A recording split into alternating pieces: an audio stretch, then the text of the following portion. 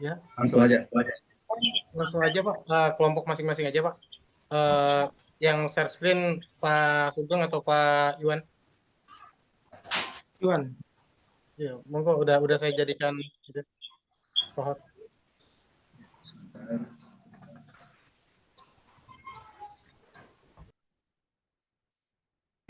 Share dulu ya.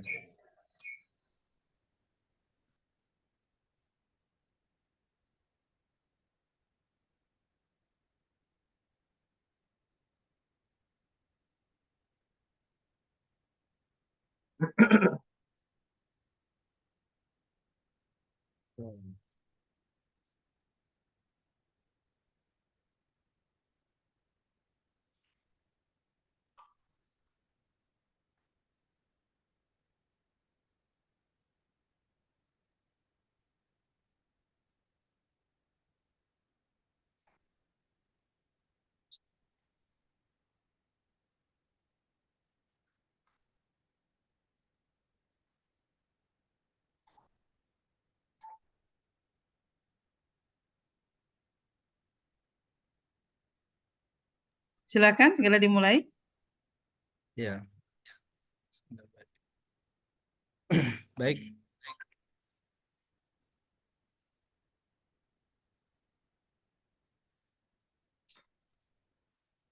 Bismillahirrahmanirrahim. Assalamualaikum warahmatullahi wabarakatuh. Sebentar. Warahmatullahi wabarakatuh. Assalamualaikum warahmatullahi wabarakatuh.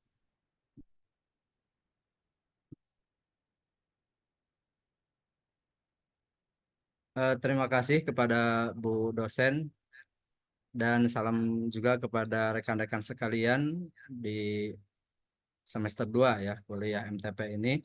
Izinkan kami dari kelompok 1 untuk menyajikan materi ya, dengan tema landasan teoritik di dalam pengembangan kurikulum. Kami dari kelompok 1 terdiri dari saya sendiri, Iwan Setiawan, kemudian Pak Sugeng Haryanto, dan Pak Syahbirin. Insya Allah beberapa menit ke depan akan mencoba mempresentasikan materi yang bisa kami susun. Dan mohon bimbingan dan pemaklumannya dari Bu dosen karena beberapa subbagian barangkali agak berbeda dari makalah-makalah yang kami susun sebelumnya. Sekiranya masih banyak kekurangan, mohon arahan dan bimbingan untuk perbaikan berikutnya. Baik rekan-rekan sekalian, untuk tema kami tadi landasan teoritik dalam pengembangan kurikulum ya.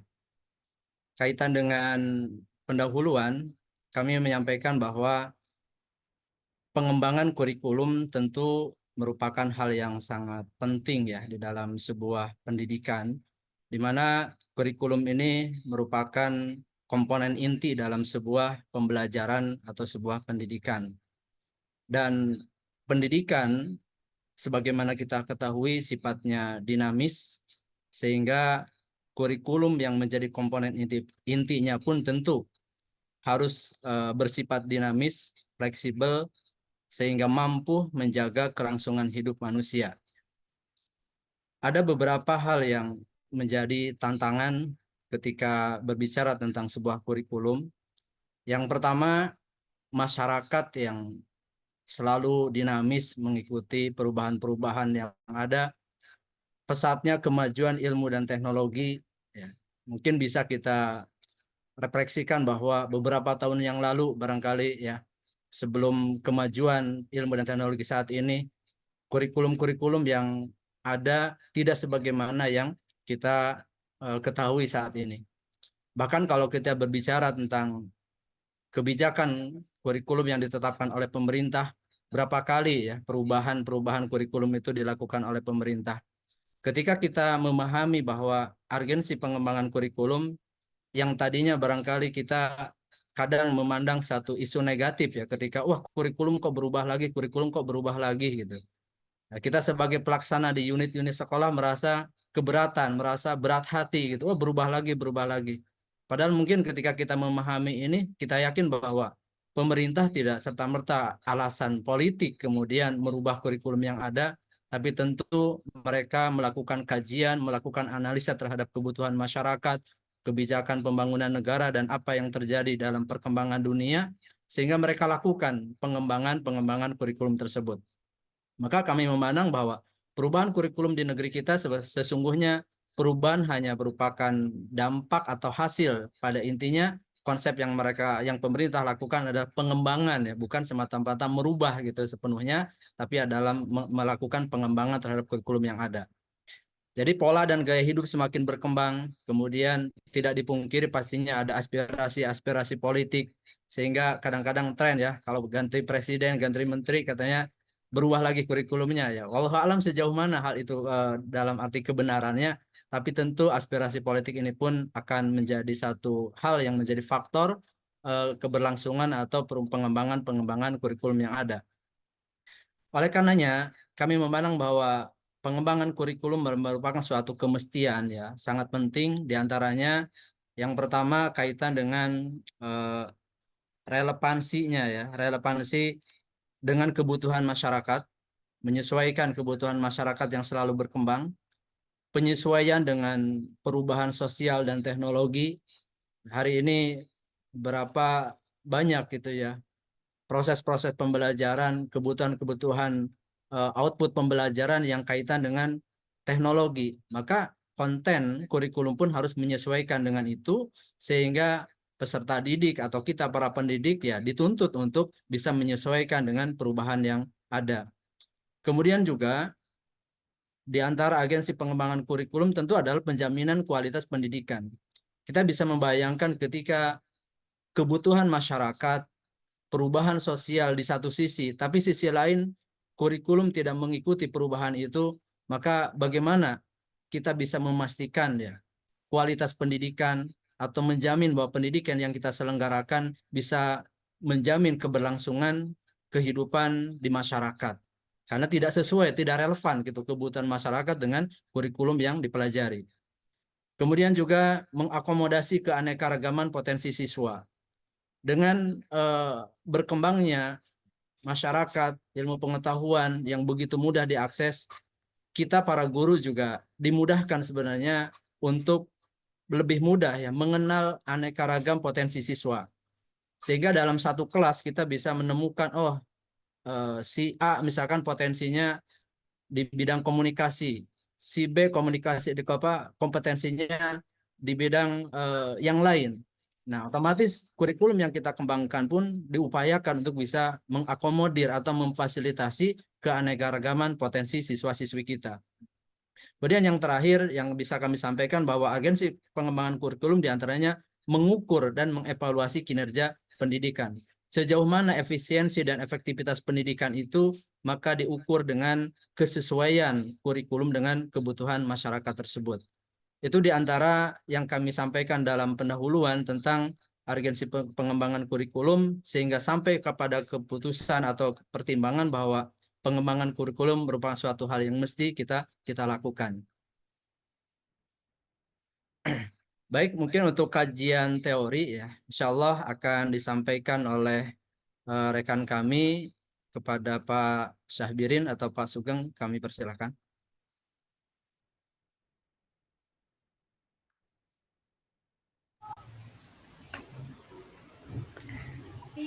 Bismillah. Assalamualaikum warahmatullahi wabarakatuh. Melanjutkan makalah yang didahului oleh Bapak Iwan tadi, kami lanjutkan pada kajian teori. Ini pertama bicara tentang kurikulum. Kalau bicara kurikulum, bicara tentang are provided for the student by the school. Artinya bagaimana semua kebijakan yang dibuat oleh lembaga, dalam hal ini lembaga pendidikan, akan berbicara tentang bagaimana kurikulum itu terhadap para siswanya, menyediakannya, kemudian menyesuaikannya dengan tentunya dengan bakat minat yang mereka miliki.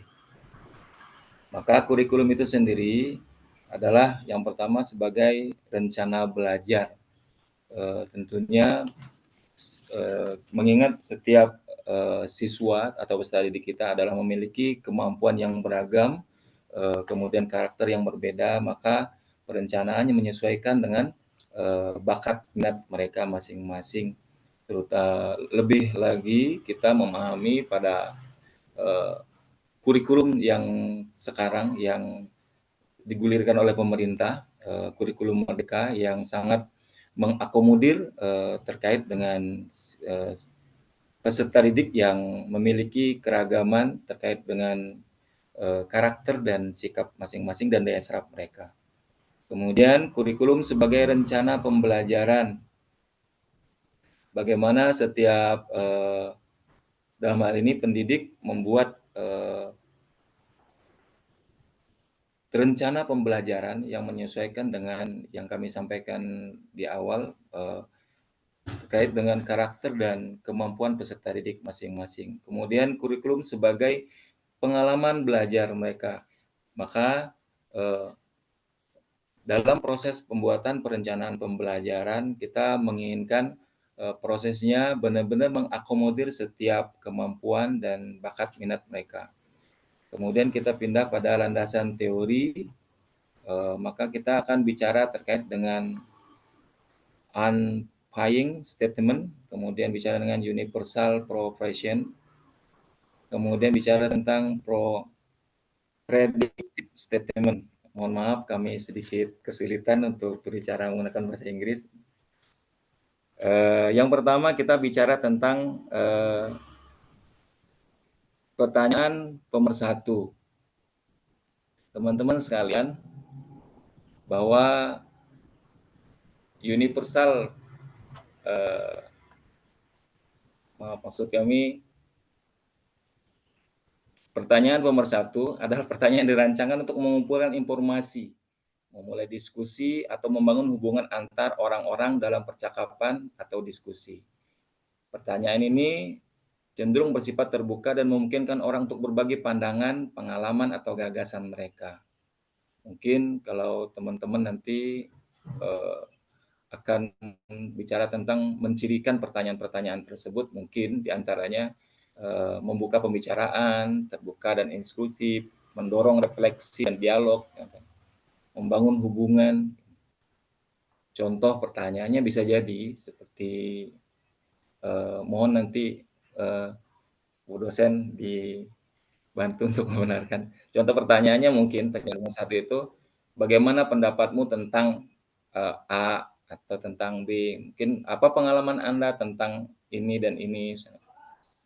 Atau mungkin bisa jadi bisakah Anda memberikan contoh tentang A, B, C seperti itu kurang lebih.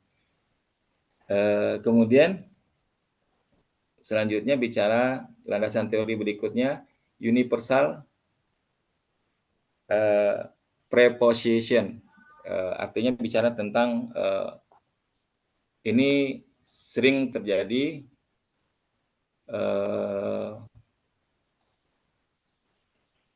dalam dunia pendidikan ya.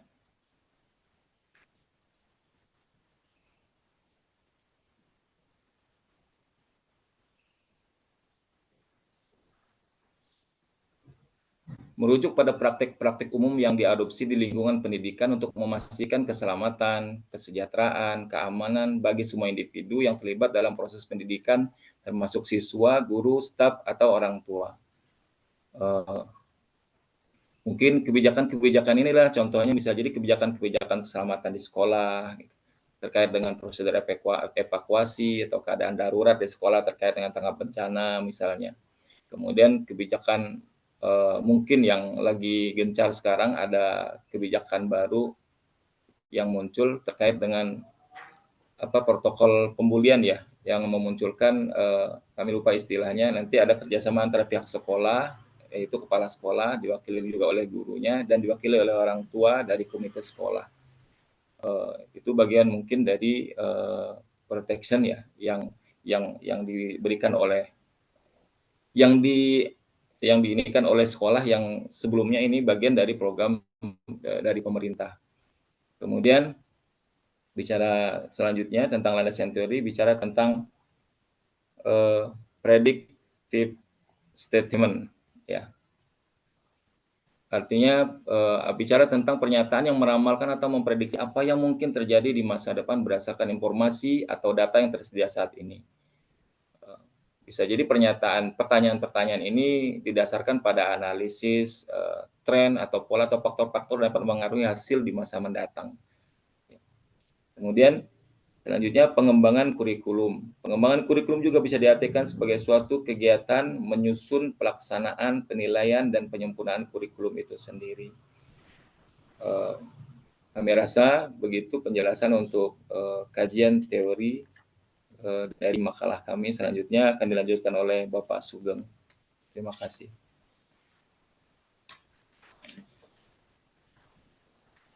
Terima kasih atas waktunya, Bu dosen dan teman-teman sekalian yang kami hormati. Terkait dengan pengembangan kurikulum, maka yang perlu juga kita pahami bersama adalah bagaimana sesungguhnya konsep ya dari pengembangan kurikulum tersebut. Bahwa konsep tersebut adalah dalam pengembangan tersebut harus menuju ya ke dalam perencanaan yang memberikan kesempatan belajar kepada peserta didik untuk mendapatkan perubahan-perubahan yang lebih baik ya. Jadi konsep pengembangan tersebut adalah mengarahkan kurikulum tersebut mengarahkan kepada setiap siswa atau peserta didik supaya mendapat perubahan-perubahan yang lebih baik. Jadi baik itu terkait dengan perencanaan kurikulum, kemudian nanti terkait dengan pelaksanaan kurikulum tersebut ya, dan bagaimana nanti terkontrol serta terevaluasi ya terkait dengan konsep pengembangan kurikulum tersebut. Maka kurikulum tersebut ya pengembangan kurikulum tersebut adalah sesungguhnya berupa siklus ya yang tidak pernah berakhir ya. Karena seperti kita ketahui berjalannya suatu waktu ya dengan perubahan misalkan dari dahulu ada revolusi industri 01.0, 2.0, 3.0 dan sekarang kita berada di 4.0 selalu ada perubahan-perubahan ya. Dan kurikulum juga harus bisa mengikuti perubahan tersebut sehingga anak-anak atau peserta didik dapat beradaptasi untuk berinteraksi dan menyesuaikan dari perubahan tersebut dengan adanya proses pengembangan kurikulum tersebut. Next. Jadi, Bapak Ibu sekalian, dalam pengembangan kurikulum ya, ini paling ada 4 ya unsur yang harus terpenuhi di situ. Ya, yang pertama adalah unsur tujuan. Jadi tujuan tersebut adalah mempelajari dan menggambarkan semua sumber pengetahuan dan pertimbangan tentang tujuan-tujuan pengajaran, baik yang berkenaan dengan mata pelajaran maupun kurikulum secara utuh. Kemudian yang kedua adalah unsur metode dan material, yaitu mengembangkan dan mencoba menggunakan metode-metode dan material yang ada di sekolah untuk mencapai tujuan-tujuan yang sudah kita sebutkan di atas, ya, yang serasi, ya, menurut pertimbangan dari guru. Kemudian yang ketiga terkait dengan unsur penilaian, yakni menilai keberhasilan, ya, yang telah dikembangkan itu, ya, dalam hubungannya dengan tujuan dan bisa mengembangkan tujuan-tujuan baru. Kemudian yang terakhir adalah feedback, yakni umpan balik dari semua pengalaman yang telah diperoleh dari penilaian, dari metode tersebut, yang nanti pada gilirannya menjadi tolak, ya, menjadi titik tolak bagi studi selanjutnya, ya, bagi perkembangan selanjutnya setelah kita melakukan 4 unsur tersebut. Jadi pengembangan kurikulum paling tidak ada 4 unsur ini, ya, supaya tujuan dari pendidikan tersebut dapat tercapai, dapat terlaksana dengan baik dan maksimal, serta nanti pada akhirnya ya yang akan merasakan dampak dari itu semua adalah bagaimana perkembangan siswa, perkembangan peserta didik ini menjadi lebih baik ya sesuai dengan perkembangan waktu, perkembangan zaman yang mereka lalui. Kemudian selanjutnya untuk pembahasan selanjutnya akan disampaikan oleh Pak Iwan. Kepada Pak Iwan kami persilahkan.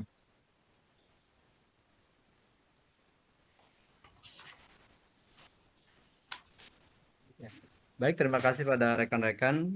Izin kami lanjutkan ya bahwa pembahasan berikutnya tentang landasan teoretik di dalam pengembangan kurikulum.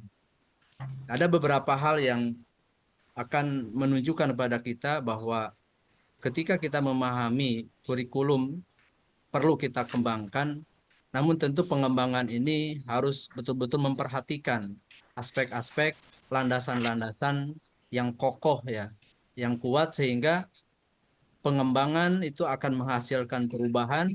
Perubahan inilah yang diharapkan akan menjadikan kurikulum itu efektif dan efisien sesuai dengan kebutuhan pengembangan itu sendiri.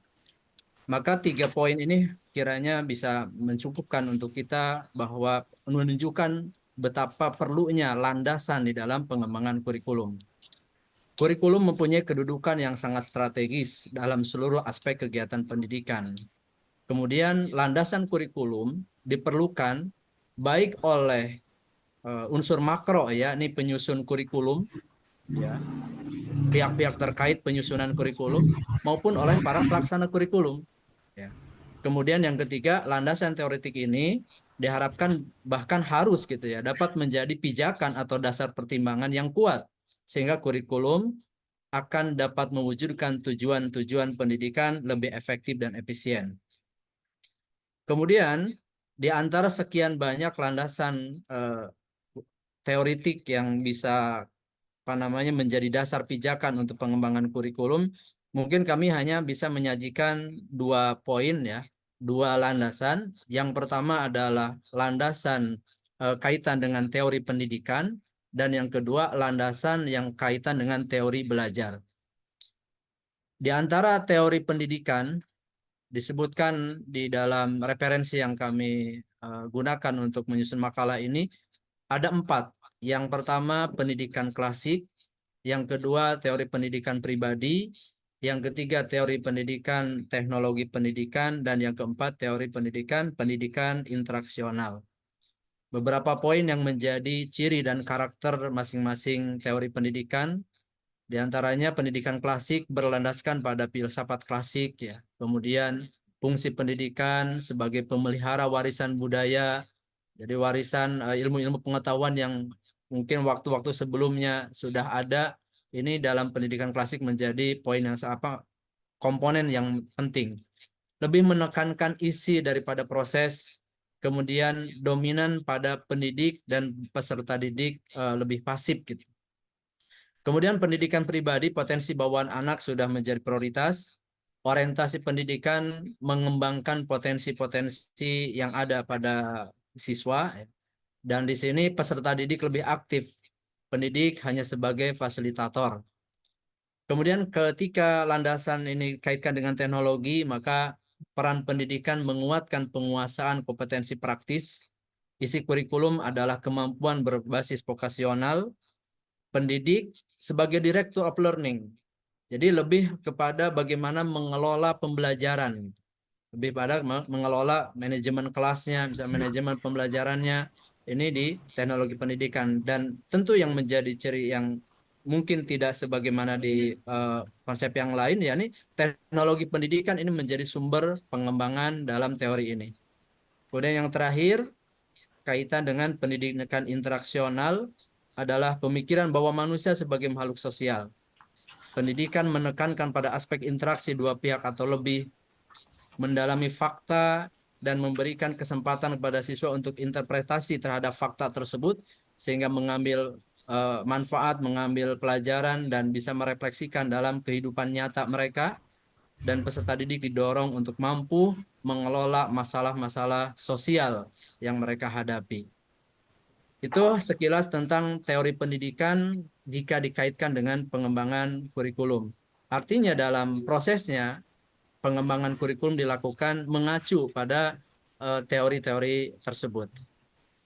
Berikutnya Baik, satu teori lagi ya tentang pengembangan kurikulum dikaitkan dengan teori belajar akan dijelaskan oleh rekan kami Ustaz Syahbirin.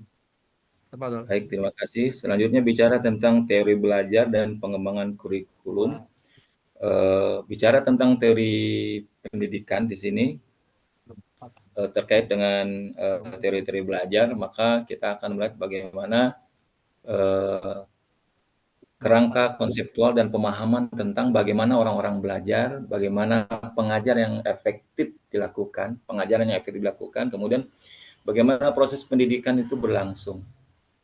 Nah, kita akan melihat teori-teori yang dapat mencakup berbagai pendekatan seperti behavior, kemudian teori kognitivisme, kemudian teori humanisme, teori konstruktivisme. Yang pertama bicara tentang behavior,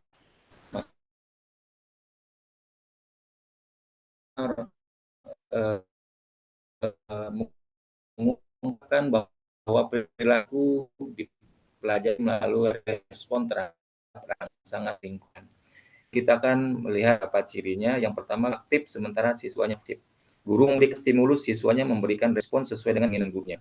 Kemudian hanya mengakui sesuatu yang dapat diberikan hukuman. Mungkin ini kita melihat teori-teori ini biasa digunakan pola-pola zaman CBSA mungkin ya. Kita melihat atau tadi kalau disebutkan sama Pak Iwan bicara tentang pendidikan klasik. Ini teori-teori ini biasanya dipakai oleh dulu banyak oleh pengajar-pengajar atau pendidik terdahulu. Kemudian bicara selanjutnya tentang teori kognitivisme, maka kita akan bicara tentang maksud kami ciri-cirinya mementingkan proses dari hasil. Kemudian belajar adalah perubahan persepsi dan pemahaman yang hasilnya tidak selalu tampak. Kemudian teori selanjutnya bicara tentang teori humanisme. Teori humanisme ini menggarisbawahi pentingnya pertumbuhan pribadi, kebebasan, pengembangan diri dalam hal pendidikan tentunya. Dengan ciri-cirinya, tujuan pendidikan memanusiakan manusia, kemudian mementingkan isi dari prosesnya, menitik beratkan pada pengertian belajar dalam bentuk ideal daripada proses belajar apa adanya. Kemudian yang terakhir, teori konstruktivisme. Dan teori ini menitik beratkan bahwa siswa membangun pengetahuan mereka sendiri melalui interaksi dengan lingkungan dan pengalaman belajar mereka. Dengan ciri-cirinya pengukuhan sendiri, kemudian peserta didik belajar aktif, mandiri, kolaboratif, kemudian pengetahuan dibangun pengamatan panca indera dan pengalaman belajar. Baiklah teman-teman sekalian, itu terkait dengan teori belajar dan pengembangan kurikulum. Terkait penutup akan disampaikan oleh teman kami berikutnya. Terima kasih.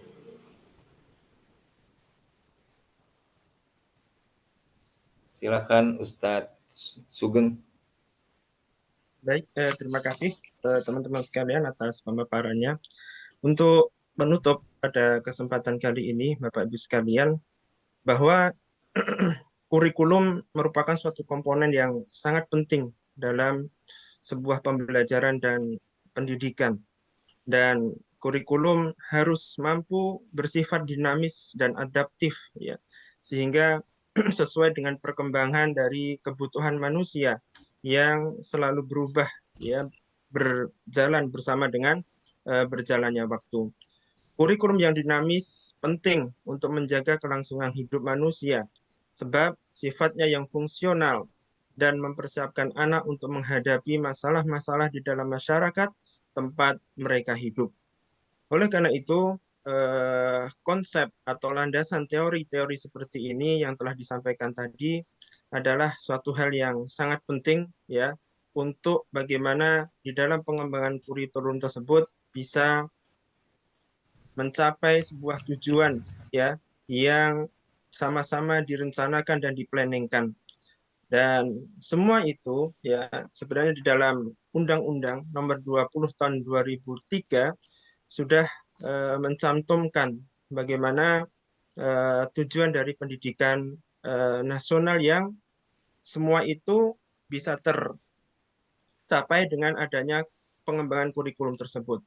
Bahwa di situ disebutkan bahwa tujuan dari pendidikan tersebut adalah bagaimana ya seorang peserta didik memiliki kekuatan spiritual agama, memiliki kepribadian, kecerdasan, akhlak mulia, keterampilan, dan memiliki sifat sosial ya yang diperlukan bagi kehidupan mereka.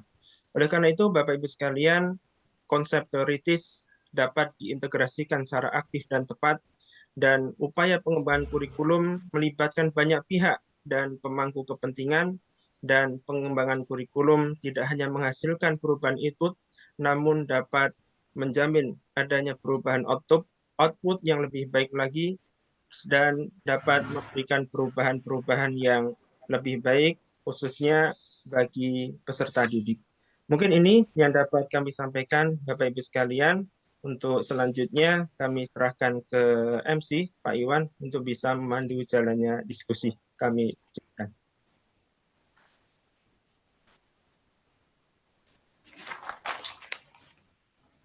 Masih di mute, Pak Iwan? Ya.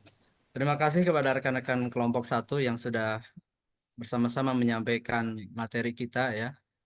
Di antara hal yang sangat penting tadi bahwa teknologi ini menjadi suatu pertimbangan pengembangan kurikulum, maka kita sebagai mahasiswa-mahasiswa yang insya Allah ke depan bisa memberikan kontribusi positif ya terhadap perkembangan kurikulum ini, tidak lupa dalam satu ikatan gitu ya, satu kesepakatan antara ilmu, teknologi, dan ketakwaan kepada Allah Subhanahu wa Ta'ala. Bagaimana teknologi yang saat ini berkembang, teknologi yang saat ini menjadi landasan dan pertimbangan perubahan kurikulum, juga kita kaitkan dengan nilai-nilai agama, nilai-nilai ketakwaan kepada Allah, sebagaimana tadi sudah diingatkan oleh rekan kami. Kami teringat satu pernyataan dari Profesor B.J. Habibie ya, di saat beliau memberikan satu pernyataan. Beliau mengatakan, saya diberikan kenikmatan oleh Allah, ilmu dan teknologi, sehingga saya bisa membuat pesawat terbang. Tapi sekarang saya tahu bahwa ilmu agama itu lebih bermanfaat untuk umat. Kalau saya disuruh memilih antara keduanya, maka saya akan memilih ilmu agama. Beliau yang sudah kita tahu bagaimana ilmu ya dalam hal teknologi, tetapi sampai kepada satu kondisi kesadaran bahwa ternyata ilmu agama merupakan suatu ilmu yang sangat penting di atas ilmu yang lain. Maka mudah-mudahan ini menjadi satu nilai, satu value yang bisa kita kembangkan, mengintegrasikan nilai agama, nilai ketakwaan dalam pengembangan kurikulum yang kita lakukan dimanapun kita lakukan pengembangan tersebut. Mungkin demikian paparan dari kelompok kami, kurang lebihnya mohon maaf, dan mari kita dalami topik ini dengan berdiskusi bersama. Untuk itu, kepada rekan-rekan sekalian, sebagaimana tadi alokasi waktu yang sudah diberikan oleh Bu dosen, kami persilahkan untuk barangkali ada hal-hal yang ingin disampaikan berupa tanggapan atau pertanyaan-pertanyaan dalam rangka mendalami topik yang kita diskusikan hari ini. Kami persilahkan. Izin bertanya, Bapak Iwan. Ya, silahkan Bu Zahra. Sebelumnya mohon izin Bu dosen, saya menggunakan 2 device karena kebetulan laptopnya tidak memungkinkan untuk menangkap suara. Baik, sebelumnya terima kasih kepada Bapak Iwan dan rekan-rekan kelompok 1 yang telah memaparkan materi mengenai landasan teoretik dalam pengembangan kurikulum. Masya Allah, ini saya sangat tertarik dengan pembahasan kelompok 1. Kemudian tadi kalau tidak salah di slide pertama atau kedua mengenai urgensi kurikulum, di sana dituliskan di mana kurikulum itu harus menyesuaikan dengan teknologi. Yang ingin saya tanyakan, sebelumnya pertanyaan ini sebetulnya berangkat dari fenomena yang terjadi di sekitar saya. Bagaimana jika di satu sisi bidang kurikulumnya ini ingin menyesuaikan dengan teknologi, tetapi pimpinan sekolah cenderung menutup akses kurikulum. Seperti misalnya tahun ini di kurikulum Merdeka sebetulnya untuk format ujian sekolah itu tidak harus soal, bisa juga proyek rumah, praktek dan lain sebagainya. Akan tetapi fenomena yang saya dapati, pimpinan sekolah itu memaksa untuk enggak, pokoknya ujian sekolah itu harus berbentuk soal. Nah, saya rasa ini kan kurang bisa menyesuaikan dengan teknologi. Kira-kira tanggapan dan dari kelompok Bapak Iwan bagaimana ya terkait fenomena ini? Terima kasih. Kira-kira pertanyaan saya sudah bisa. Ini Pak Iwan, maaf. Ya, Ya, baik. insya Allah ya untuk pertanyaannya, Pak Sugeng gimana bisa dikonfirmasikan? Iya, bisa insya Allah. Ya. Jadi terkait dengan, saya konfirmasi langsung aja Bu Zahra ya. Iya, Iya, terkait dengan fenomena yang pimpinan sekolahnya adalah artinya menutup diri dari perkembangan teknologi ya. Tadi dikasih contoh terkait dengan tugas yang tetap kekeh menggunakan soal, walaupun di sana di kurikulum kita sekarang itu ada yang namanya job, tugas gitu ya, pembuatan suatu produk dan lain sebagainya. Gitu ya Bu Zahra. iya betul Pak Iwan. Ya, terima kasih Bapak. Ya. Baik, mungkin untuk yang lainnya ya, kita kasih kesempatan 2 pertanyaan lagi. Semoga nanti 3 pertanyaan ini bisa kita berikan diskusikan bersama. Kami persilakan dari yang lainnya. Saya Pak Iwan. Ya, silakan Pak Soleh, Masya Allah. Terima kasih. Terima kasih waktunya. Mohon izin Bu dosen dan teman-teman semuanya. Ini hari ini kita bicara kurikulum, sebuah hal yang sangat penting bagi sebuah perjalanan sekolah. Ya, kalau kita melihat fenomena yang ada ya di sekolah kita ini kan ada 2 sekolah, ada negeri, ada madrasah. Ya, saya orang Bekasi. Dulu waktu era tahun 1890-an itu masih banyak Pak Iwan sekolah aliyah di Bekasi, khususnya di Kabupaten Bekasi, sudah ke utara. Tapi sekarang ini di era tahun 2004 itu sekolah yang dulu berbasis aliyah sekarang mereka mati. Bahkan mengganti nama diganti dengan SMK. Ya. Karena sudah nggak ada yang minat untuk sekolah di aliyah. Padahal dengan keadaan zaman seperti ini seharusnya kita lebih banyak lagi memperdalam ilmu agama gitu agar segala kemajuan yang sifatnya negatif bisa dipriorisasi gitu. Nah, yang jadi pertanyaan saya ini apa yang menyebabkan nih terjadi seperti ini gitu, di mana sekolah yang negeri semakin maju, sedangkan sekolah berbasis agama terutama yang sifatnya madrasah menengah ke atas atau aliyah ini justru malah mundur. Ya. Nah, berkaitan dengan masa kurikulum ini bagaimana pandangan teman-teman semua ini agar sekolah madrasah kita ini bisa bertahan? Ya, karena ini basis terakhir pertahanan umat ya kan seperti itu. Ya.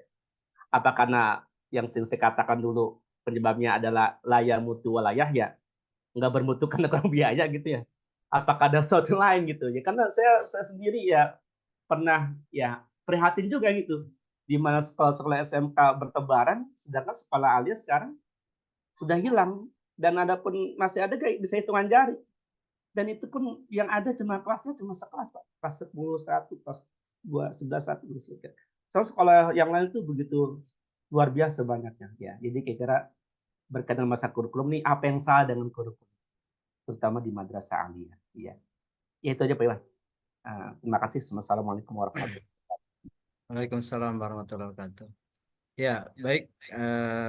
Pertanyaan kedua, saya kira tadi cukup jelas ya bahwa intinya kenapa sih soal kalau agama kurang diminati saat ini gitu ya? Apa faktor-faktor yang menjadikan hal tersebut? Baik, pertanyaan terakhir, silakan ke pertanyaan ketiga. Barangkali masih ada dari rekan-rekan. Izin Bu Endah bertanya ya Pak ngacung. Iwan. Pak. Oh ya, silahkan Bu. Yang ngacung Bu Endah dulu tadi. Oh gitu. Ya, silakan mungkin kita berikan kesempatan ke yang duluan ya, Bu Endah tadi ya. Silakan Ibu. Mohon Oke, maaf Pak baik. Buragi. Mohon maaf, Bu Ragi. Ya, terima kasih Bapak Ibu. Mohon izin Ibu dosen, saya ingin menyampaikan pertanyaan terkait dengan landasan teoritik dalam perkembangan intinya pengembangan kurikulum. Di sini saya singkat saja yang ingin saya ketahui itu bagaimana keterkaitan antara landasan teoritik dalam perkembangan kurikulum dengan kebutuhan pengajaran yang relevan, kemudian responsif terhadap perkembangan peserta didik saat ini. Terima kasih. Assalamualaikum warahmatullahi wabarakatuh. Baik, Pak Sugeng gimana? Kita langsung. Sebentar, diulang Coba. Bu Endah terkait kaitan landasan Ya, teoritik dengan keterkaitan antara landasan teoritik dalam perkembangan kurikulum dengan kebutuhan pengajaran yang relevan dan responsif terhadap perkembangan peserta didik. baik. Terima kasih.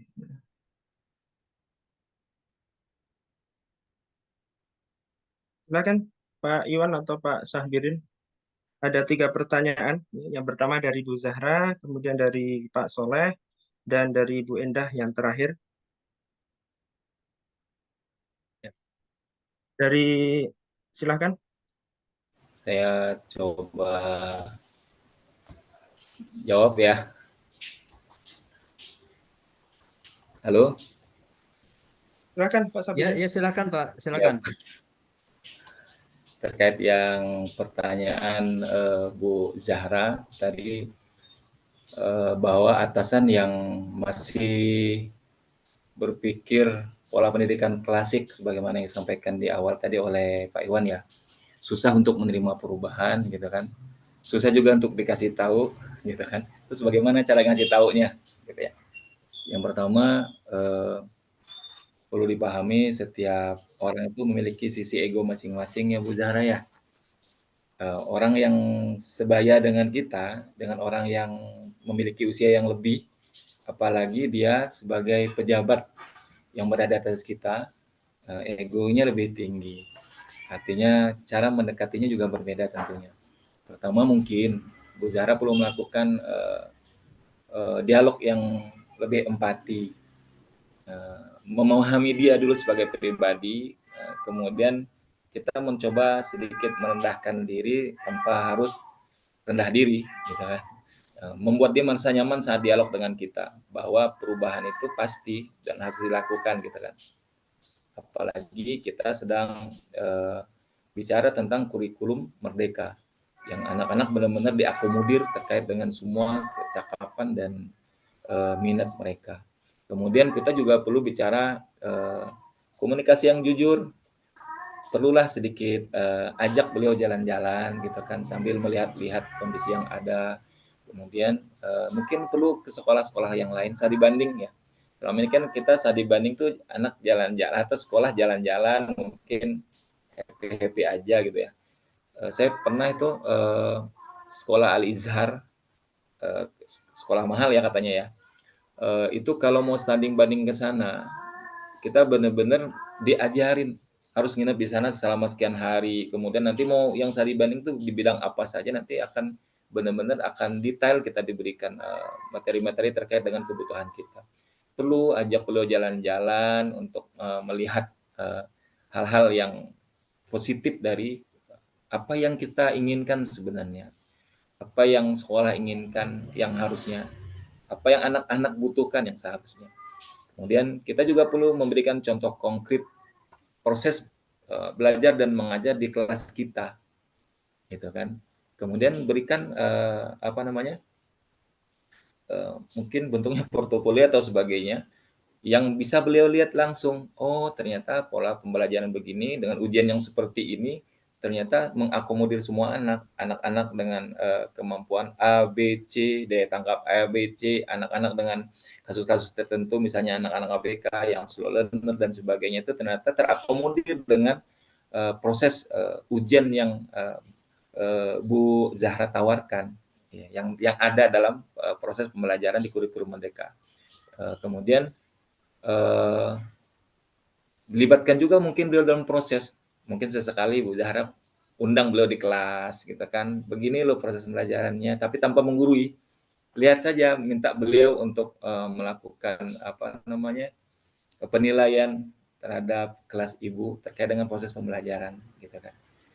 Kemudian berikan juga bukti data kepada beliau yang akurat gitu kan, yang beliau bisa lihat ternyata kalau melakukan hal seperti ini begini hasilnya. Kalau yang versi yang kemarin begini hasilnya. Kemudian tadi mungkin Bu Zahra berikan waktulah beliau untuk berpikir lebih banyak tentang ide-ide baru yang mungkin beliau merasa senioritas beliau itu membuat egonya masih bermain lebih dominan gitu kan ketimbang pengetahuan dan ininya. Tapi saya rasa kalau dia orang-orang yang tipe pembelajar sejati, mungkin dia butuh waktu yang tidak lama untuk bisa berubah. Tapi kalau mungkin yang masih dengan pola lama dia, kita harus banyak bersabar lah, banyak bersabar ya. Karena tadi ada orang dengan posisi tertentu, egonya lebih tinggi, yang mau nggak mau kita harus yang banyak lebih bersabar dengan teori-teori di atas tadi. Saya belum tahu, saya belum bertanya, kalau di Bu Zahra apakah sudah ada diklat pembekalan khusus terkait dengan pembelajaran kurikulum Merdeka ini untuk kepala sekolah dan guru-guru? Diklatnya sudah ada, cuman yang diikutkan hanya beberapa guru saja, Pak. Kalau kepala sekolah? Kepala sekolahnya tidak ikut.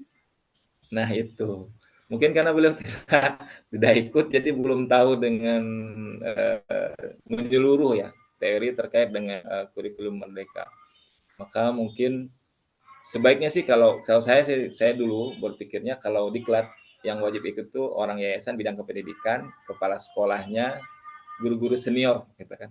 Supaya mereka paham betul dan mereka nanti bisa mentransfer nilai-nilai kepada orang-orang di bawahnya. Mungkin begitu Bu Zahra. Saya mohon maaf seperti menggurui ya. Kalau terkait dengan Ustadz Soleh, nanti dilengkapi sama teman-teman Ustadz Sugeng sama Ustadz Iwan. Ustadz Soleh terkait dengan kenapa ya gitu ya, kok pendidikan keagamaan, apakah itu madrasah aliyah, madrasah sanawiyah, atau mungkin ibtidaiyah, penggemarnya berkurang. Enggak kayak penggemar yang lain gitu ya. Sekolah negeri sekarang peminatannya lebih banyak, lebih membludak gitu kan. Kenapa orang mengejar itu? Mungkin kalau dari sisi ekonomis, di negeri kan gratis. Yang kedua, ada kesenjangan terkait kebijakan pemerintah terkait dengan pembangunan di sekolah-sekolah swasta. Ada istilah kalau negeri milik pemerintah, kalau swasta ya milik umat ya, oleh umat gitu ya.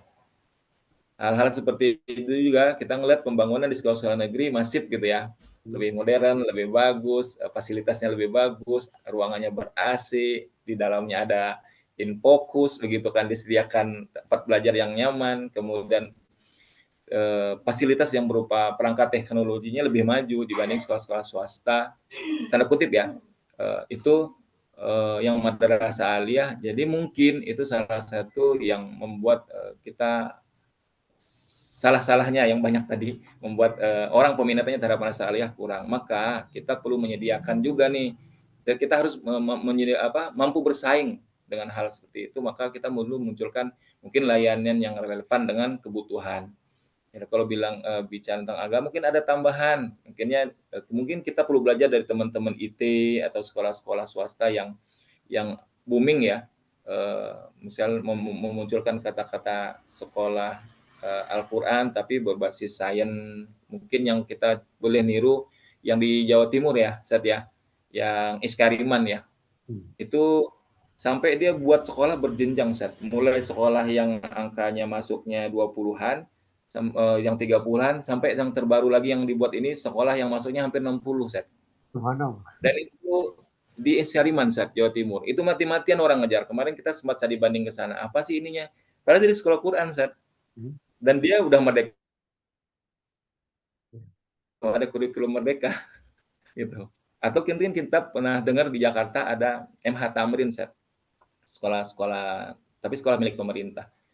Mereka itu benar-benar membuat kurikulum yang hebat. Jadi kita ada relevansi lah kebutuhan orang terhadap apa nih kebutuhan orang-orang itu perlu diakomodir oleh kita. Yang kedua mungkin kita perlu menjalin komunikasi yang efektif lewat iklan mungkin ya. Iklan-iklan sekolah ini mungkin tampak lebih menarik gitu kan dengan berbagai fasilitasnya, kemudahan-kemudahan ketika Anda masuk ke situ, akses jalannya gitu dan sebagainya. Kemudian perlu juga saat kita menghadirkan pendidikan agama yang berkualitas. Ya.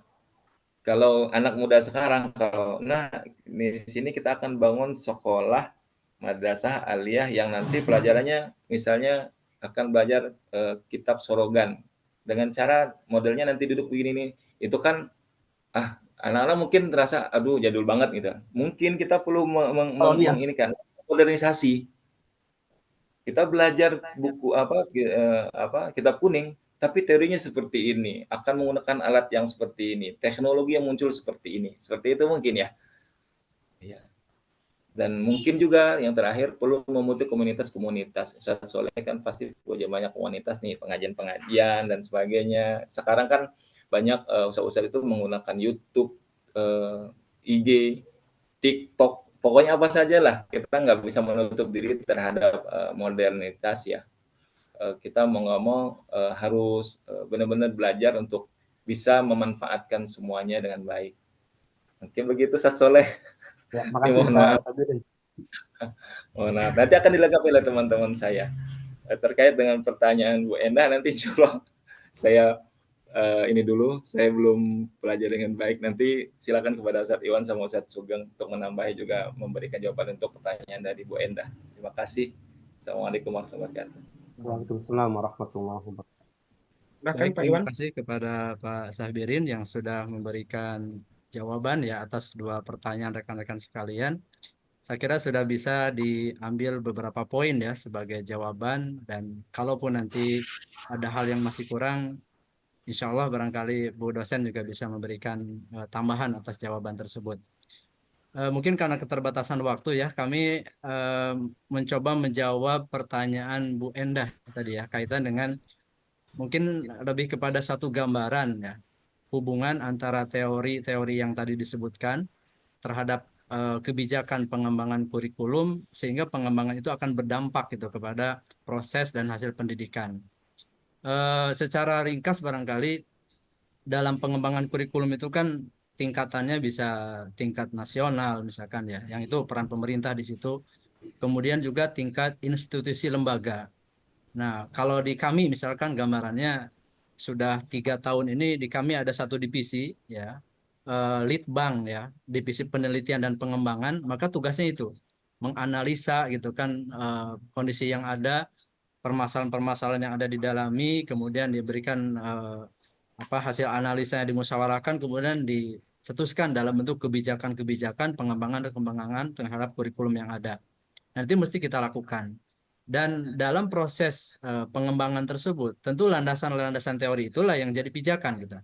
Contoh misalkan ketika berbicara tentang active learning, itu menjadi sebuah hasil dari teori pendidikan, teori pembelajaran khususnya, bahwa siswa diharapkan untuk melakukan active learning dalam pembelajaran. Maka kebijakan kurikulum yang ada dalam pengembangan itu harus masuk gitu. Bagaimana guru sebagai pelaksana kurikulum, kalau memang belum muncul kesadaran pribadinya, ya kita atur dalam kebijakan. Minimal di kelas, misalnya contoh di kami bahwa seorang guru di kelas harus menggunakan minimal 3 metode pembelajaran. Nah, itu udah kita langsung buat SOP gitu.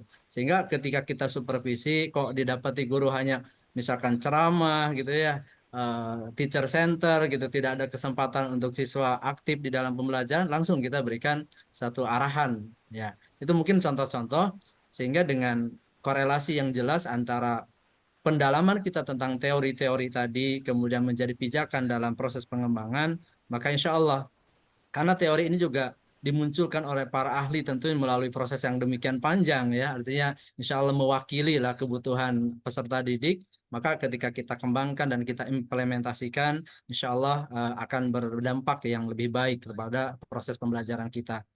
Dan sebagaimana tadi juga disampaikan oleh Pak Sugeng ya, bahwa paling tidak ada 4 ranah pengembangan itu, bagaimana kita mengembangkan dari SKL ya berupa tujuan-tujuan pendidikan kita, kemudian metode dan materialnya, ya, konten materinya, kurikulum kita seperti apa, kemudian bahkan penilaiannya. Gitu. Penilaian yang kita lakukan harus relevan juga dong dengan metode yang dijalankan misalkan. Ya contohlah kita di kelas ada metode misalkan diskusi. Ya tentu seorang guru kan membuat draft atau instrumen penilaiannya sesuai dengan metode diskusi tersebut gitu.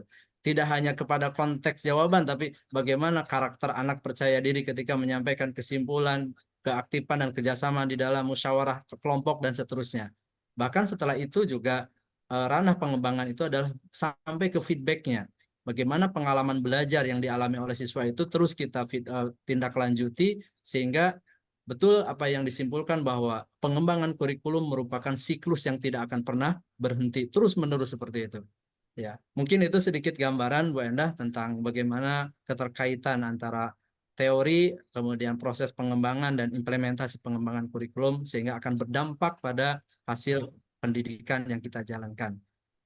Demikian mungkin kiranya Bu dosen, apakah masih ada waktu untuk diskusi atau akan langsung Ibu memberikan penguatan? Baik, terima kasih. Ini kita sampai jam 11:30 kan ya? Iya Bu. Iya. 11:30 kan? Oh Iya. iya. Berarti sudah tinggal sedikit lagi ya. Baik, Iya. mungkin saya langsung ambil alih Pak ya.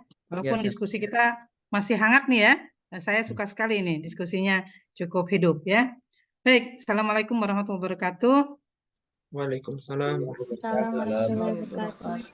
Ya, saya pertama-tama supaya tidak lupa saya ingin mengulas dulu bentuk atau formulasi makalah ya supaya ini teman-teman yang lain juga bisa membuat makalah bagaimana yang diinginkan seperti yang saya berikan dalam panduan. Saya membaca makalah ini seperti membaca 2 makalah yang dijadikan satu, Pak. Gitu ya. Jadi belum padu ini. Jadi loh, kok di sini ada di sini ada apa tadi? Ini apa itu pengembangan kurikulum? Di sini loh ada lagi gitu. Jadi seperti dua makalah dijadikan satu gitu. Jadi tolong ini di blend gitu ya. Sehingga seperti pedomannya. Jadi satu tuh apa itu pendahuluan tuh apa yang akan kita bahas kan ya di dalam makalah ini. Kemudian landasan teorinya ya langsung membahas landasan teori yang digunakan kalau kita mau membahas tentang pengembangan kurikulum ya apa saja teori-teori yang berkaitan dengan kurikulum, kemudian contoh-contohnya ya kalau misalnya memang ada contoh-contoh praktis yang digunakan di misalnya katakanlah kita baca di negara lain misalnya ya. Oh kurikulum ini dasar teorinya. Jadi kalau dasar teorinya siapa misalnya John Dewey itu seperti apa gitu ya. Dijelaskan, dijabarkan secara filosofisnya John Dewey itu seperti apa sih pendidikan menurut dia gitu kan. Juga mungkin menurut dari khasanah kita sendiri ya. Banyak tokoh-tokoh pendidikan di Indonesia yang bisa kita ambil prinsip-prinsipnya seperti yang jelas Ki Hajar Dewantoro ya. Nah, seperti itu. Jadi masuk di situ juga ya. Kemudian setelah itu di dalam pedoman berpembahasan ya. Jadi setelah dibicarakan dasar teorinya apa, kemudian juga prinsip-prinsip pengembangan kurikulum itu apa saja ya yang sifatnya mungkin lebih ke kalau penjabarannya nanti kan teman-teman akan dibahas di pertemuan berikutnya ya isi-isinya ya. Tapi ini adalah wrap up sebenarnya kalau landasan teori itu jadi wrap up dari semua yang akan kita bahas di pertemuan-pertemuan berikutnya 2 sampai pertemuan terakhir gitu ya. Sebenarnya ini ada karena sifatnya kan landasan. Jadi arah teorinya apa saja ya. Kemudian tadi pada waktu berkaitan dengan teori-teori yang digunakan, sebelum akhir. Jadi sebenarnya arah apa namanya, dasar-dasar pendidikan yang seperti apa yang akan menjadi apa namanya, menjadi ruh dari suatu pengembangan kurikulum gitu ya. Intinya teori dasar landasan teori itu seperti itu. Nah, kemudian teori-teori yang tadi dibahas juga yaitu adanya ada teori yang mendasari kalau ketika kita akan mengembangkan kurikulum adalah behavioristik, kemudian kognitif, kemudian apalagi konstruktivisme, humanis ya. Ada satu lagi yang masih belum masuk, Pak. Itu yang terakhir nih, ya, yang berkaitan dengan abad 21 apa? Pendekatan terbaru. Ya. Nah, ini kelas ini belum ngambil kuliah saya ya. Orientasi baru psikologi pendidikan belum ya? Semester depan ya, Pak ya? Semester depan ya. Oke ya, nanti akan ketemu lagi. Yaitu tapi ini sudah boleh diulas ya dan masuk di dalam pengembangan kurikulum karena apa namanya? Karena ketika kita bicara kurikulum merdeka sebenarnya itu juga menjadi mendasari kurikulum merdeka ya, kurikulum 2013 juga ya. Yaitu pendekatan neuroscience. Ya, neuroscience. Nah, ini yang terbaru ya. Ini neuroscience ini nanti akan berkait dengan apa namanya? Kayak bahwa kecerdasan itu bukan cuma satu, bukan kecerdasan bukan hanya kecerdasan intelektual, tapi juga ada kecerdasan apa namanya bahasa, kecerdasan naturalistik, ya ada yang namanya multiple intelligences, ya. Nah itu akan nanti arahnya ke sana, gitu ya. Nah, ketika kita bicara neuroscience akan itu berarti bicara tentang pengembangan apa namanya pengetahuan dari apa namanya dari sisi bagaimana otak memproses apa namanya belajar gitu ya, bahwa ada hemisfer kiri, hemisfer kanan, walaupun otak kenyataannya secara fisik tidak seperti itu, tapi bahwa ditemukan, para ahli menemukan adanya apa namanya otak itu seperti ada dua sisi, kanan dan kiri. Sisi kiri seperti apa, sisi kanan seperti apa, gitu ya. Nah ini kaitannya dengan yang dibahas oleh neuroscience antara lain, gitu ya. Neuroscience itu sangat banyak ya, sangat luas gitu ya. Nah, akan menyentuh pada kecerdasan majemuk ya yang dibahas oleh Gardner, kemudian oleh kecerdasan emosional ya ada Goleman, kemudian juga Paul Stotz dan seterusnya. Ya, nanti yang saya sampaikan sebenarnya akan Anda pelajari di orientasi baru psikologi pendidikan. Tapi tidak apa-apa, Anda sekarang ini sudah Anda masukkan di dalam bab 1 atau pertemuan pertama ini, di paper pertama, karena itu akan menjadi ruh, akan menjadi dasar dari pengembangan kurikulum. Itu utamanya dengan kemajuan teknologi. Karena kalau kita tidak membahas neuroscience, nanti akan jomplang. Kita akan terantuk-antuk ketika kita membahas pengembangan teknologi, perkembangan teknologi. Ya. Jadi kurikulum kaitannya dengan pembelajaran dan pengembangan perkembangan teknologi. Jadi ditambahkan ya Pak ya, nanti ya di perbaikannya. Jadi tugas kelompok itu kan salah satu dari yang akan menjadi bahan penilaian. Sehingga saya sangat berharap papernya, makalahnya maupun PowerPoint diperbaiki dengan sebaik-baiknya karena itu akan menjadi nilai Anda nantinya. Ya, dan nilai Anda akan saya berikan setelah papernya sempurna, ya, setelah disempurnakan.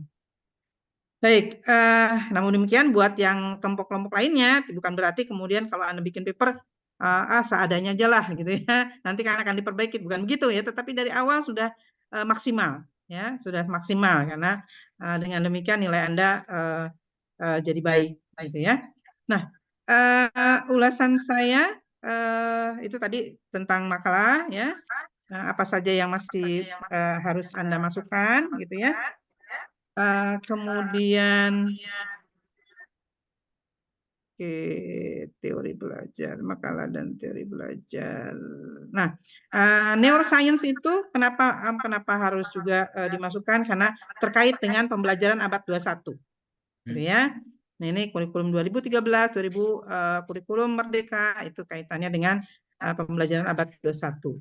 Ini yang menjadi concern ya kita semua, sehingga itu harus dimasukkan dalam makalah, perbaikan makalah. Baik, berikutnya mengulas pertanyaan-pertanyaan ya.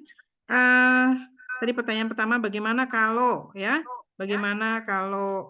apa namanya, kepala sekolah itu kurang match dengan perkembangan teknologi sekarang ya. Jawaban dari kelompok sudah cukup baik ya. Satu hal lagi, bahwa itu diajakin jalan-jalan kepala sekolahnya ya, diajakin benchmark, diajakin apa istilahnya, studi banding gitu ya. Nah, itu ada sekolah-sekolah yang saya kira kalau memang kita mau studi banding sangat terbuka ya. Tadi disebutkan ada sekolah apa tadi, Muhammad Husin Tamrin ya. Saya alhamdulillah pernah diundang menjadi narasumber di sekolah itu. Sekolah itu memang bagus ya. Mulai dari inputnya sudah bagus ya. Itu yang diterima di situ hanya anak-anak yang memang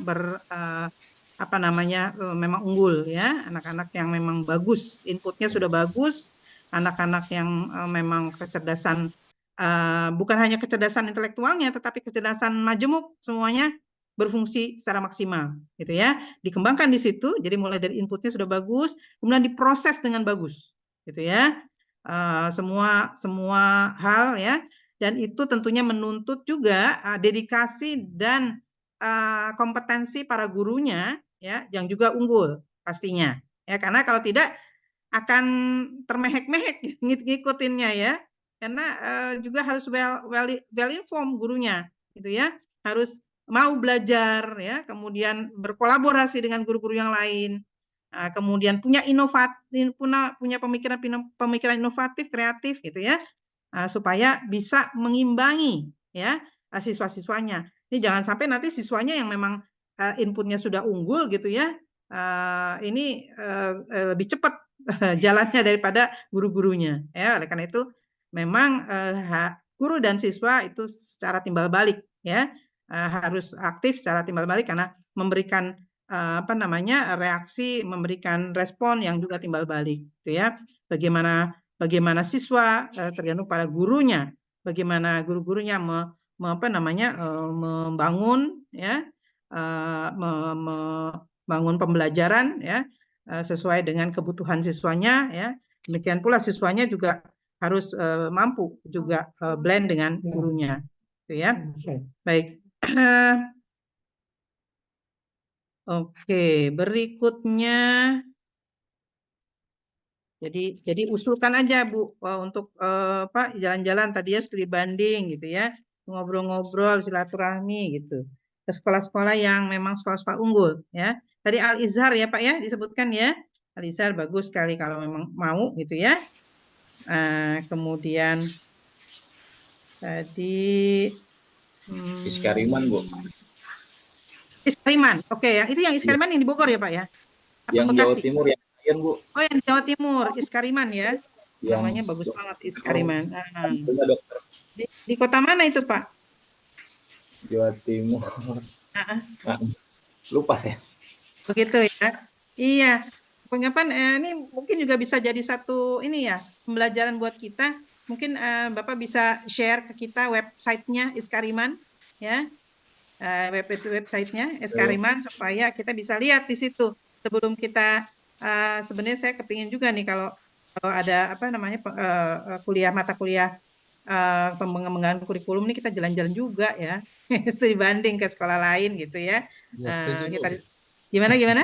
Setuju. Gitu ya, supaya kita tahu persis seperti ini gitu ya. Nah, karena ada juga di sini Lazuardi ya di Sawangan.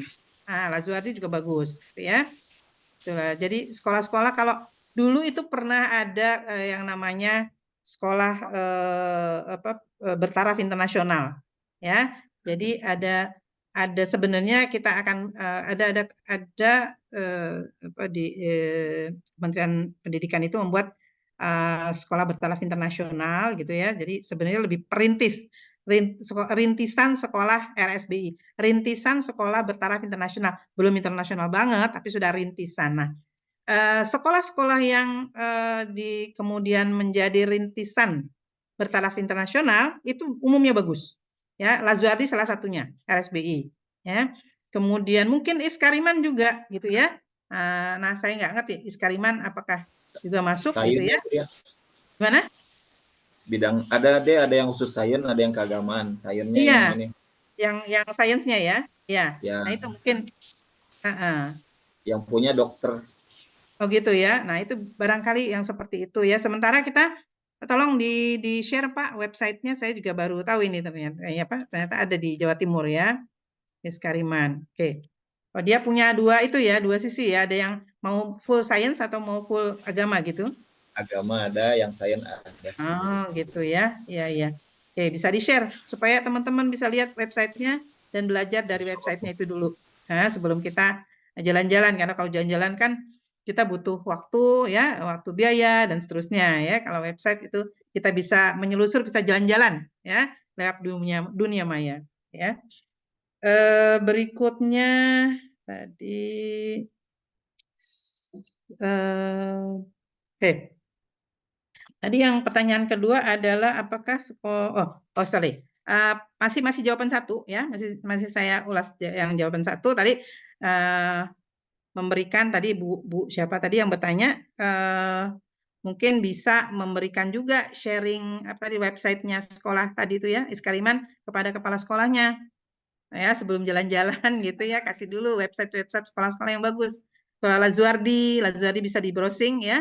Kemudian beberapa sekolah lah Bapak bisa browsing RSBI, Sekolah Rintisan Sekolah Bertaraf Internasional. Itu ada SMA, ada SMK. Jadi seperti apa prakteknya ya, kan bisa apa namanya jejak digitalnya kan bisa kita lihat. Walaupun sekarang saya nggak tahu apakah itu mereka masih tetap berjalan ya mengembangkan kurikulum seperti itu ya, apakah bagaimana, tapi jejak digital bahwa mereka itu merupakan sekolah rintisan bertaraf internasional itu bisa dilihat ya apa saja kegiatan mereka. Nah, untuk Ibu tadi ya, kalau memang Ibu ingin mencoba untuk memulai dengan katakanlah sistem ujian baru gitu ya, sistem ujian yang bukan pencil and paper gitu ya, bukan ujian itu misalnya project gitu ya, tentu harus disiapkan instrumen-instrumennya, instrumen penilaiannya gitu ya. Ya mungkin harus membuat rubrik ya, itu yang saya sampaikan bahwa dalam hal ini guru-guru dituntut untuk juga melakukan inovasi, juga melakukan kreativitas gitu ya. Pembelajaran salah satunya kalau pembelajaran project berbasis project ya berarti kita harus sediakan instrumen penilaiannya ya, rubriknya seperti apa ya. Tentu rubrik ini kalau sudah yang namanya project itu kan berarti kompetensi ya. Nah, kalau kompetensi kita bicaranya rubrik penilaiannya harus yang menyangkut atau menilai bukan hanya pengetahuan mereka tetapi juga skill mereka dan attitude mereka. Gitu ya.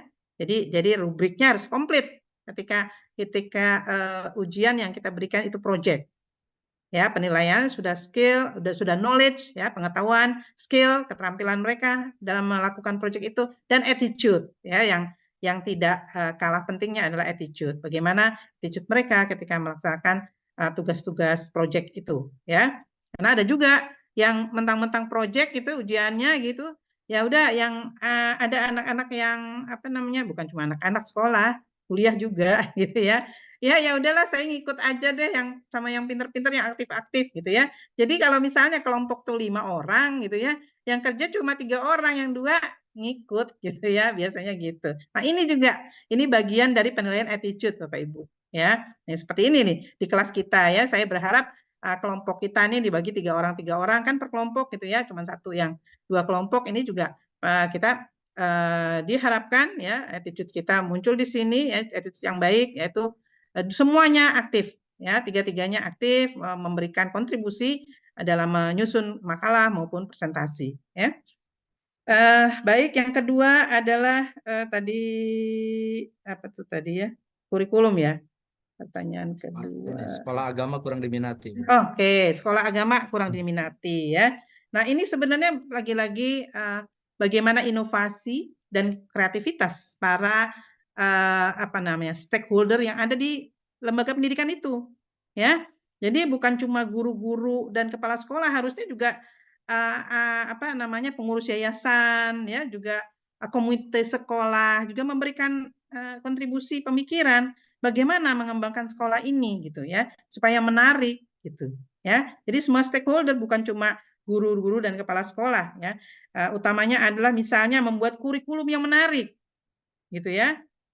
Bahwa yang namanya sekolah agama bukan hanya berkutat apa namanya hanya murni di Al-Quran dan hadis, tetapi juga kita apa namanya mentadaburi ayat-ayat kauniyah gitu ya. Bukan cuma Al-Quran dan hadis secara tekstual, tetapi juga ayat-ayat kauniyahnya. Nah, ketika kita mentadaburi ayat-ayat kauniyah, itu berarti kan kita berhubungan dengan alam. Ya, nah ini disinilah kemudian muncul inovasinya yang bisa kita kembangkan gitu ya. Misalnya apa namanya kita apakah betul yang namanya tumbuhan itu berkomunikasi? Apakah betul ketika apa namanya tumbuhan juga apa namanya memerlukan sentuhan atau kata-kata yang baik gitu ya, kata-kata yang kalimat-kalimat mulia ya, kalimat-kalimat yang berkaitan dengan akhlakul karimah gitu ya. Kemudian apakah cuma manusia yang seperti itu? Ternyata tumbuhan juga memerlukan ternyata. Nah, ini kan ayat kauniyah sebenarnya ya. Nah, gitu ya, ketika kita sampaikan bahwa kita harus berkata-kata dengan baik ya. Berkata-kata dengan jujur ya. Apa bahasa Arabnya? Ya. Ya, kaulan lahi kaulan kalimah kalimah sadida, iya begitu ya. Nah, ini kan kita bukan cuma tekstual itu dipelajarinya, tetapi juga apa namanya ayat kauniyahnya kita pelajari. Nah, jadi misalnya gini, ada satu sekolah yang memberikan project ya. Kamu ini anak-anak diberikan project yaitu projectnya biologi. Nah, ini ayat kauniyah sangat-sangat berperan atau sangat bisa dijelaskan ya melalui pembelajaran sains sebenarnya ya, yaitu dia bikin percobaan ya, percobaan menanam jagung ya di tabulam pot ya, tabulam pot. Yang satu ya di semua perlakuannya sama ya. Nah, tabulam pot yang satu si jagung ya dibacakan ayat-ayat Al-Qur'an ya, sholawat ya. Nah, kemudian yang berikutnya yang tabulam pot yang lain itu dicaci maki. Gitu ya.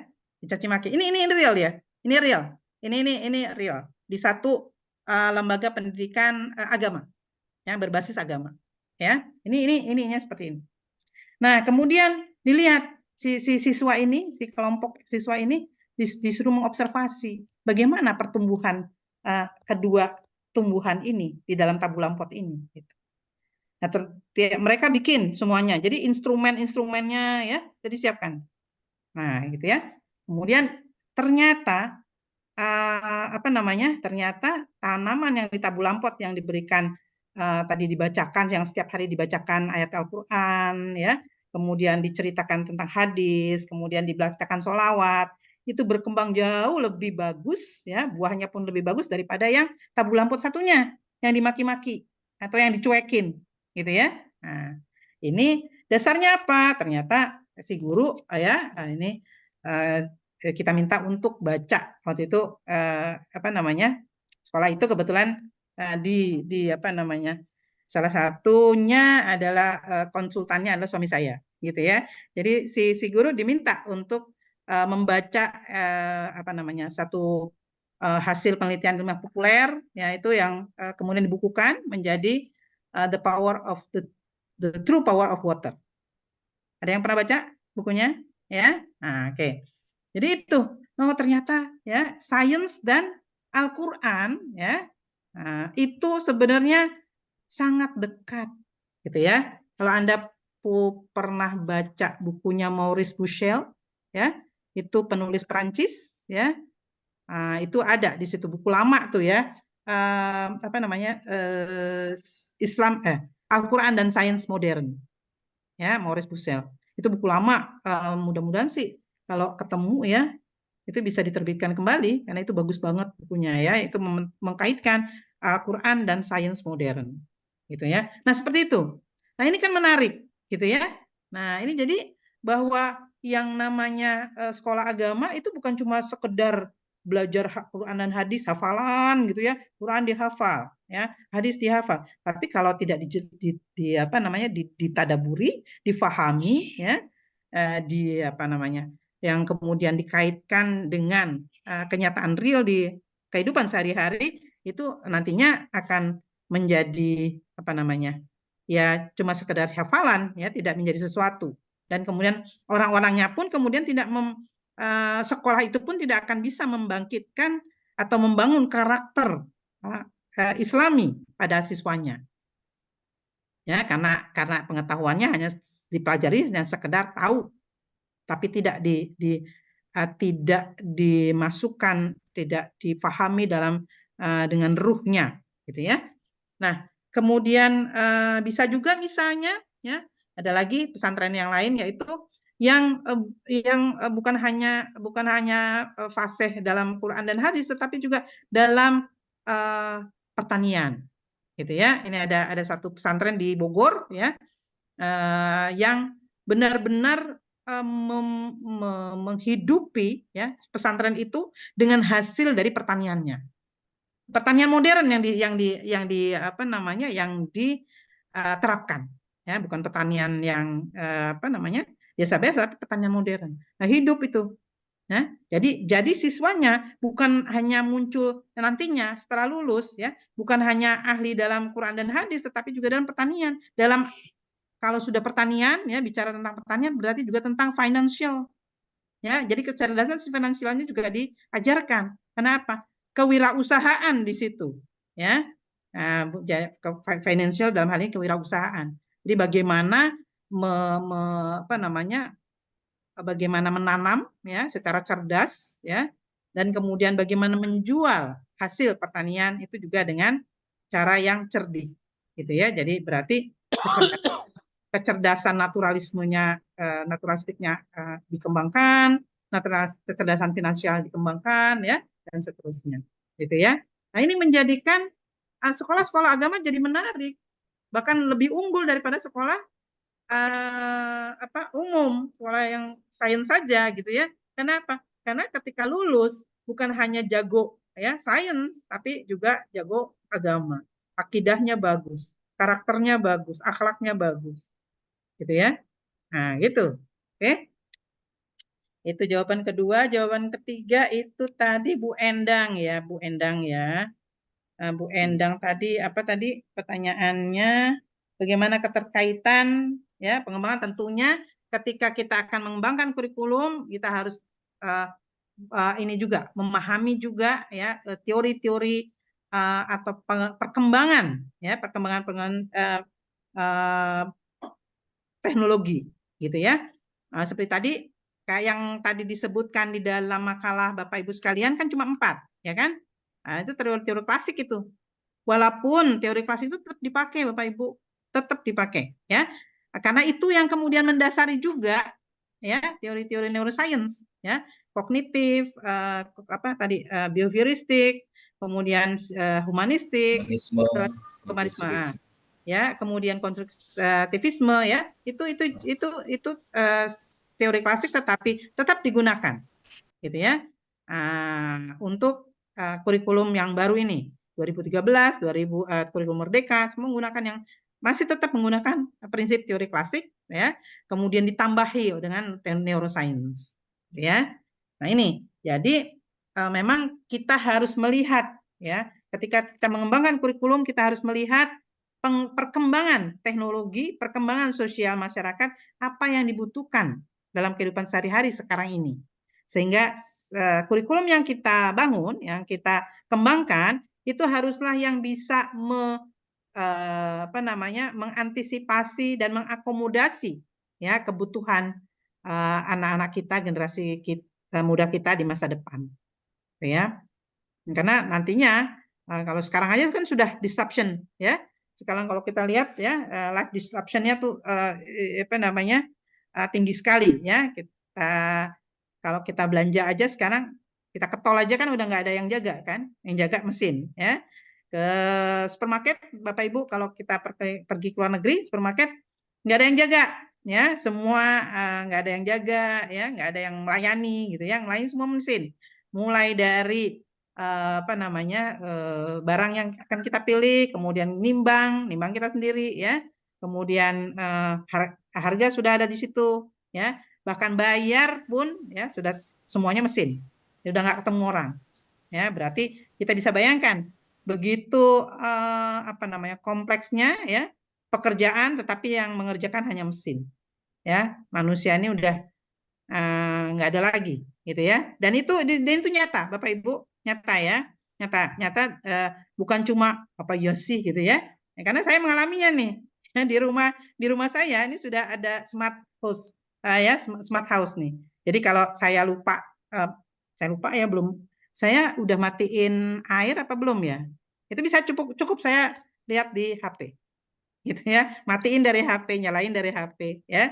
Itu udah nyata itu. Ini gimana caranya? Ini anak saya.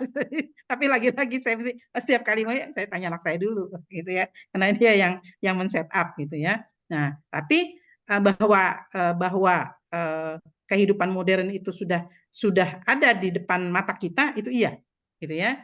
Nah, harus hati-hati. Jadi buka gerbang, ya memang kita jadi akhirnya kita harus beradaptasi, gitu ya, dengan kondisi itu, gitu ya. Harus tahu nih, jadi HP itu harus, oh ya ini gimana ya operasiinnya, gitu kan ya.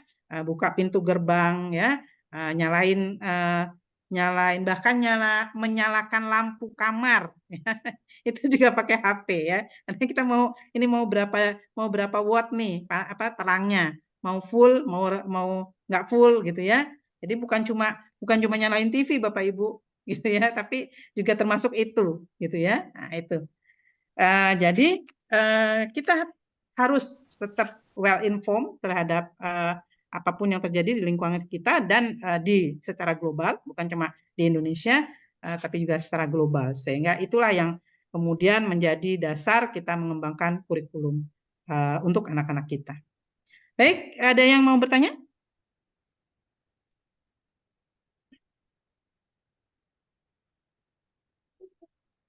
Izin bertanya, Ibu. Ya, silakan Ibu siapa?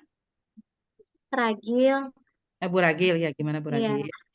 Bu, kan sekarang ini kayak di sekolah saya mengajar itu, sekolah negeri itu kan sudah dianjurkan untuk menerima siswa yang inklusif, gitu kan. Bagaimana sih Bu konsep untuk pendidikan inklusif itu tersendiri tercermin dalam pengembangan kurikulum sekarang ini? Ya. Terima kasih, Bu. Baik, terima kasih. Memang pendidikan inklusi ini sudah mulai diterapkan di sekolah-sekolah di dunia, ya, termasuk di Indonesia. Nah, cuma memang kalau di dunia ini semua infrastrukturnya sudah cukup memadai, sudah cukup mengakomodasi, ya. Sekolah-sekolah sudah pakai apa namanya, kalau untuk anak-anak yang tunadaksa, dia kan sekolahnya pakai apa namanya? Pakai roda, ya, pakai kursi roda.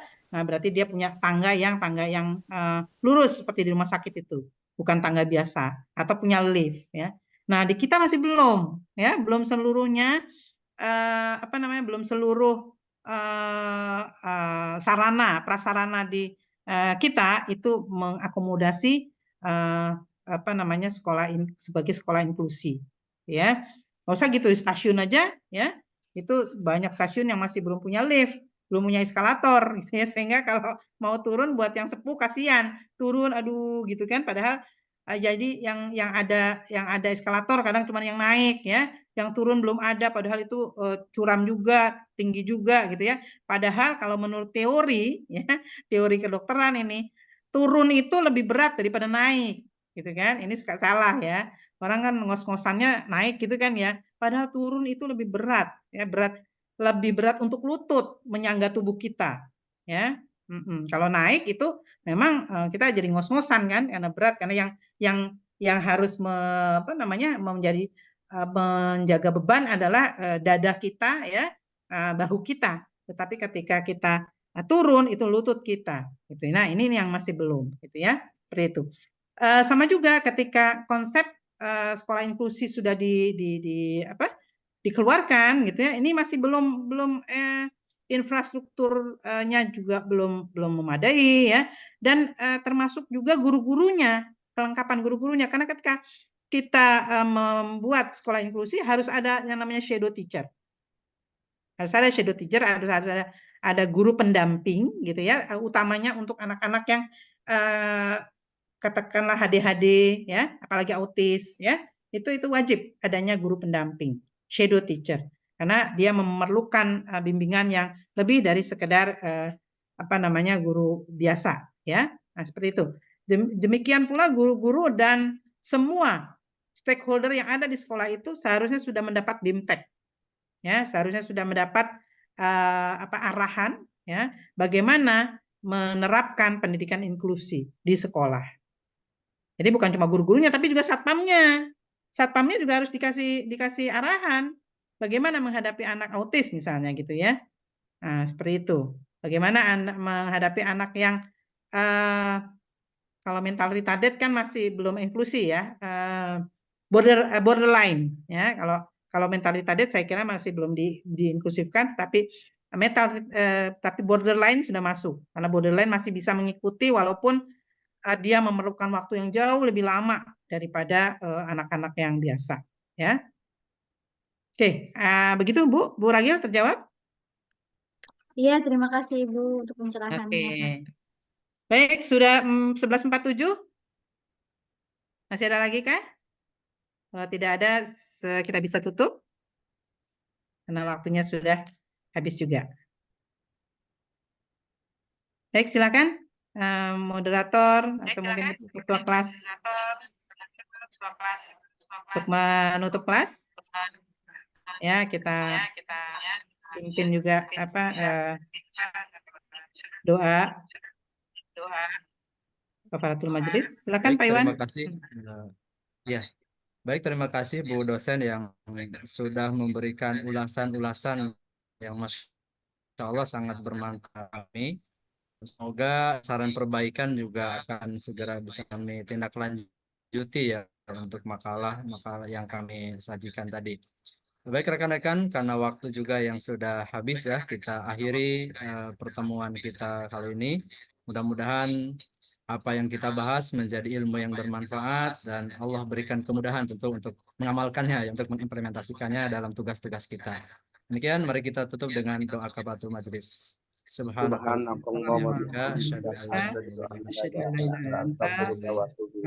Kami dari kelompok 1 menyampaikan jazakumullah khairan. Terima kasih atas segala perhatiannya dan mohon maaf atas segala kekurangannya. Assalamualaikum warahmatullahi wabarakatuh. Sebelum diakhiri kita, Waalaikumsalam warahmatullahi wabarakatuh. Sebelum diakhiri kita jangan lupa didokumentasikan.